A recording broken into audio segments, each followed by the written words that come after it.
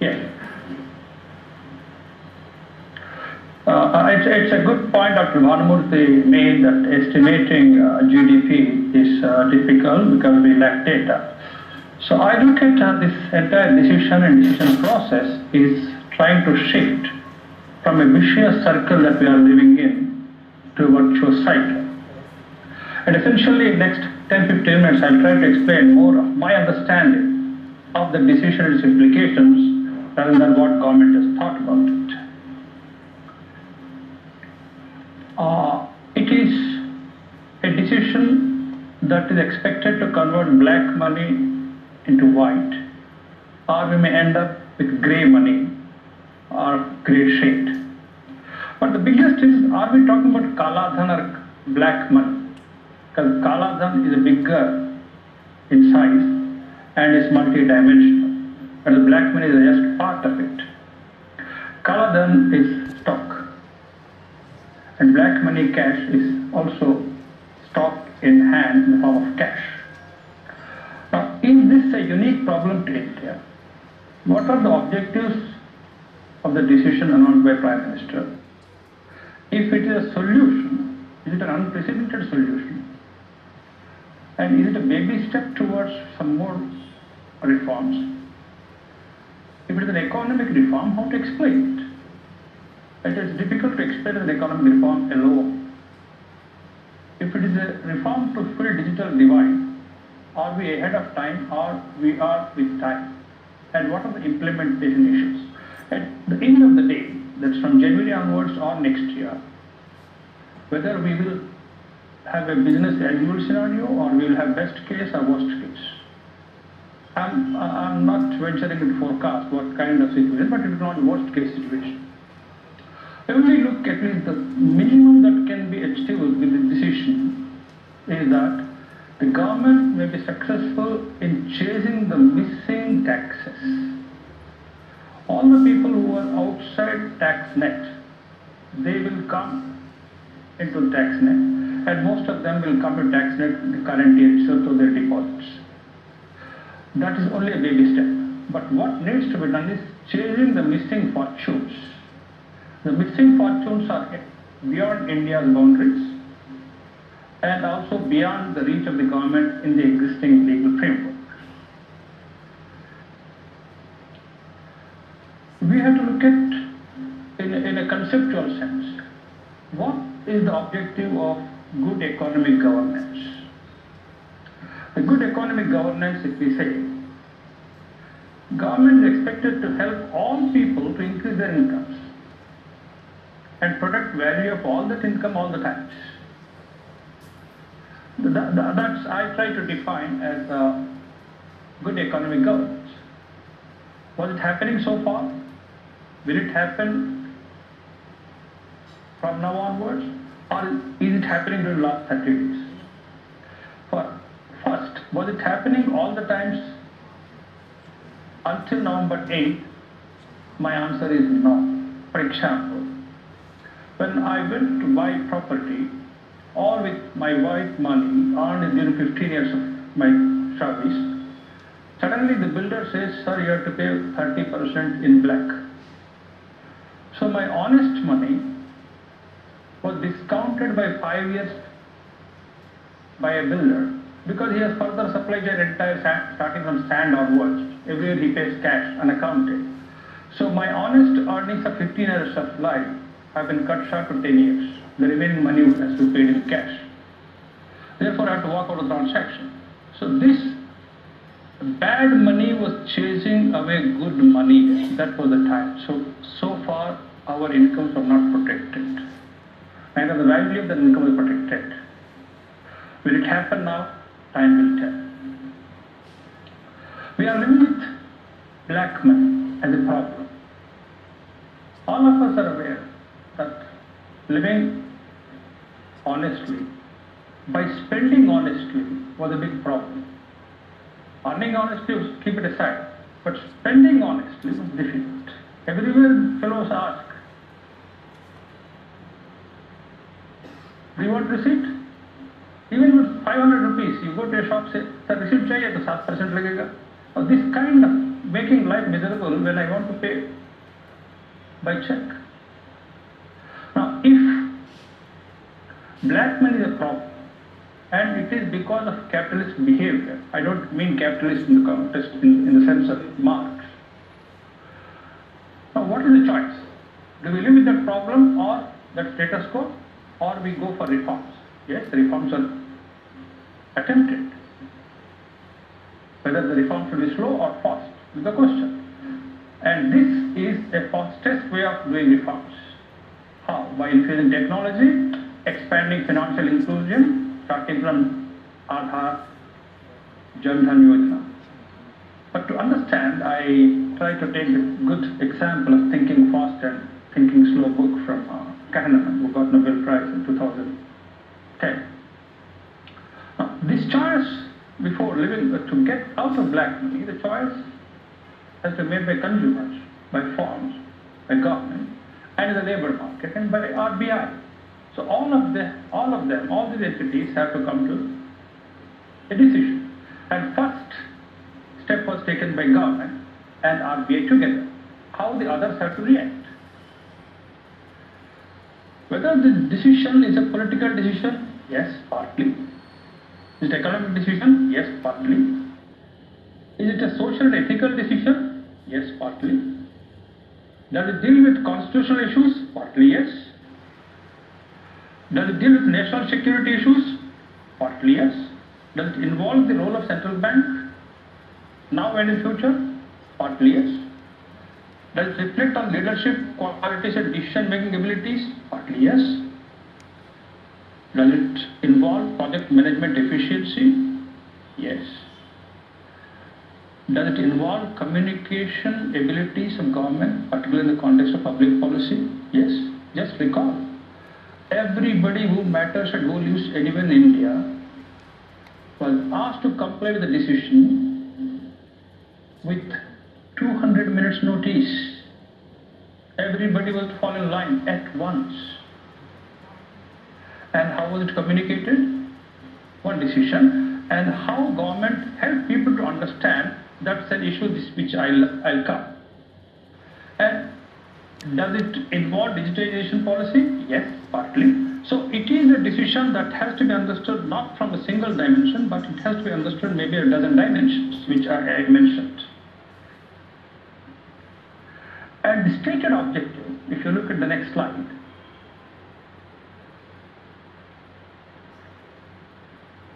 targeted at terrorists and hoarding of black money, and there's implicit assumption that India is a cash-based economy, and as long as cash is in circulation, it continues to be used by terrorists and it will help hoarding of black money. The unstated objective, this entire statement you can see in the RBI gazette notification. So cash-based economy is highlighted. In between, if you read between the lines, the cash economy, as Rogoff called, the curse of the cash. So that was not stated in the gazetted objective, but it continues. Immediately after the decision, I tried to see what others were saying and how to understand it.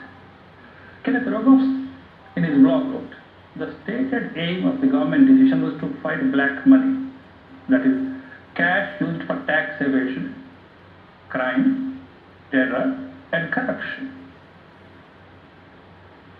It was a bold and audacious move to radically alter the mindset of an economy where less than 2% of citizens pay income tax and where official corruption is endemic.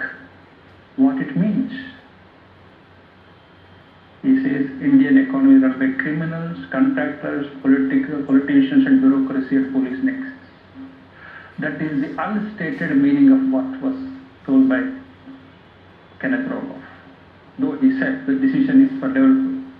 Curbing the cash is good for developed countries, not for India. That is other issue. Within 2 days, a New York Times Kaushik Basu, who had insider knowledge, as a teacher in Delhi school and then as chief economic advisor, he made a statement in New York Times. In a country like India, where the illegal economy is intimately intertwined, mark the word, intimately intertwined with the mainstream economy. One inept government intervention can do a lot of harm to people who are just trying to make a living. Keep aside the second part. I am with him on the second part. But what he says in the first part is more important for government decision and communication. What it means, India's economy is run by people connected with illegal activities. If you don't fix that, they will fix you or they will co-opt you. That is unstated meaning that comes from that Kaushik Basu. Now this is what Kala, it comes in various colors. There is no sector that is free from black money.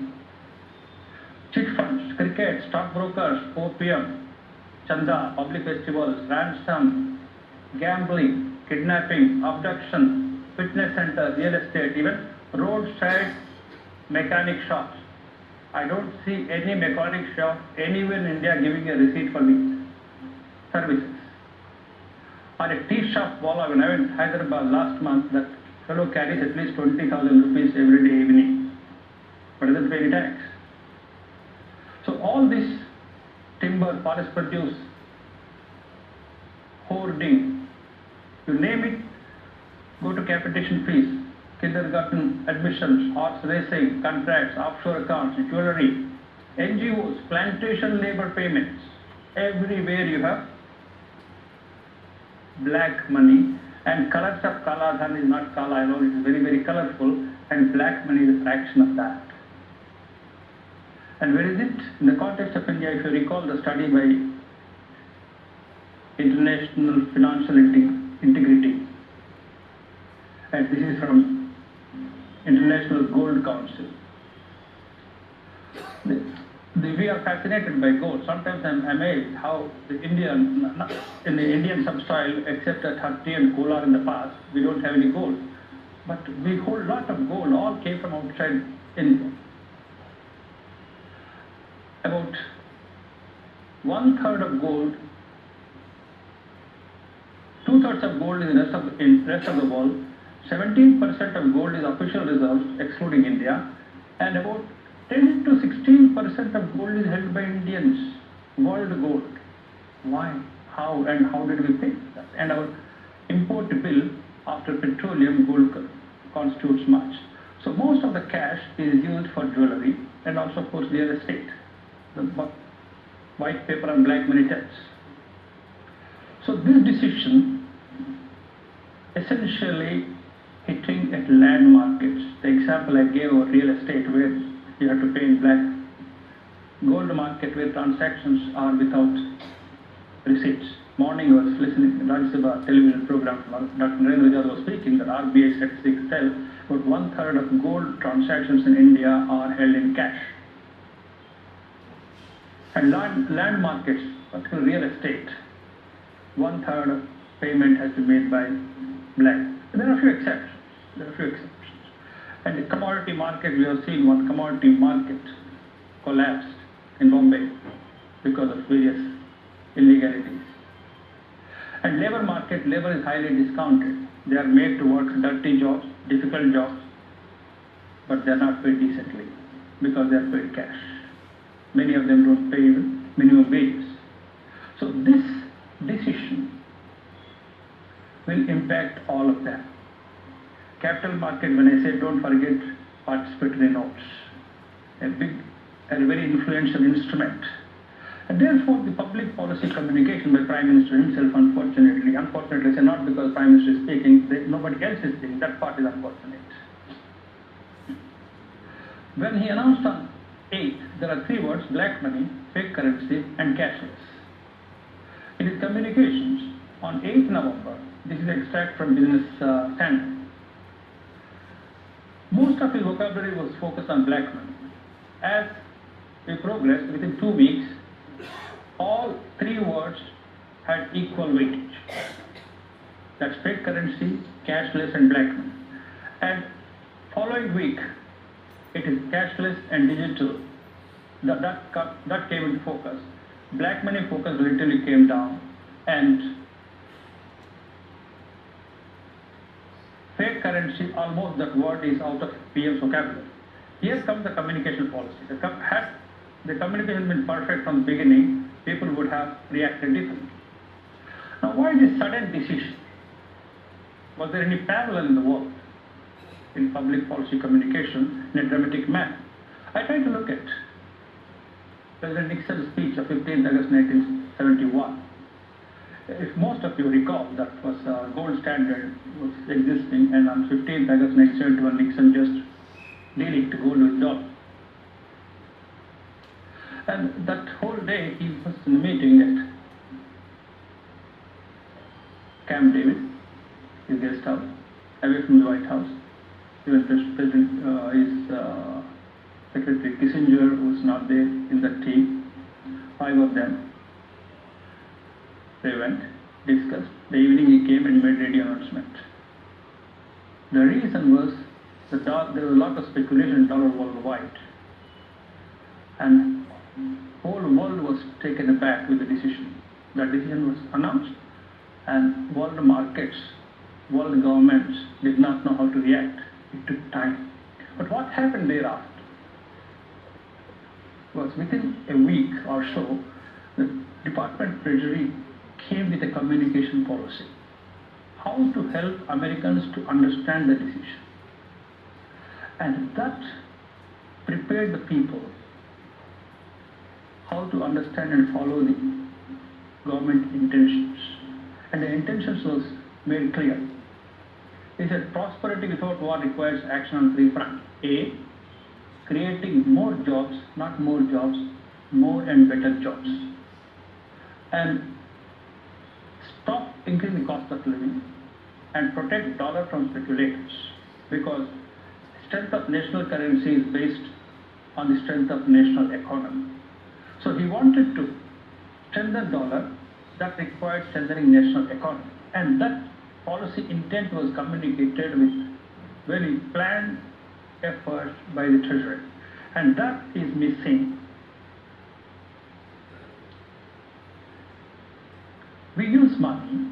So here it comes, which part of the economy is suffering or affected by the government decision? Government should have told.